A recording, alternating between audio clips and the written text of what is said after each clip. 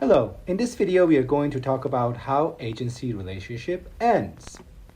And one important point, even if agency ends, liability may not end.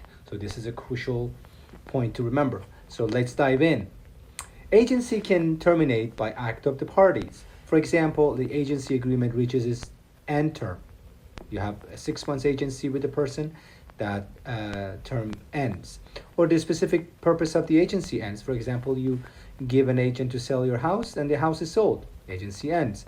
Or for example, both parties agree to end it.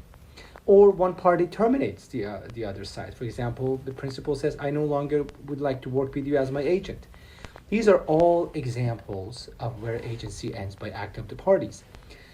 Agency can also end by operation of law. For example, the principal or agent loses capacity, meaning that they no longer can have the ability to transact legally. Or they go bankrupt, or performance becomes impossible. For example, the building that's the subject of agency is completely burns down. These are circumstances where agency ends by operation of law. But here is the catch. Up to this point, if agency ends either by mutual agreement of the parties or by the operation of the law, the agent no longer has actual authority. But be careful, because the agent may continue to have apparent authority. And that linger in apparent authority can bring liability for the principal. For example, imagine you hire someone to run your store as a hiring manager. You hire this person, the person shows up after a month in the job, you realize this is not the right candidate for you. You want to end the agency relationship, that person is no longer acting as the general manager of your store.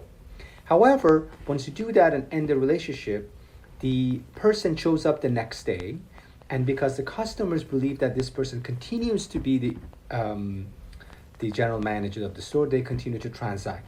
It might be the customers, the vendors, that they continue to transact with that person. Remember, even if that person was terminated as an agent, but because third party did not know about this, there is a lingering apparent authority that might bind you as the principal.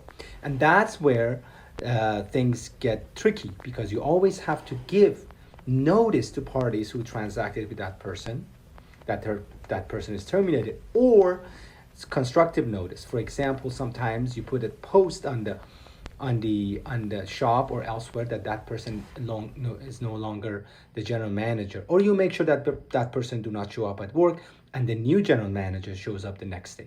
So there is a bit of a notice requirement here. There is a notice requirement in this circumstance, that you have to notify the third parties. Actual notice, obviously third parties who have previously dealt with the agent must receive actual notice. Constructive notice, for everyone else, constructive notice is enough, like public announcements or general disclosures. So remember, even if agency ends, actual agency ends, but there might be some lingering apparent authority that you should be careful of. Thank you.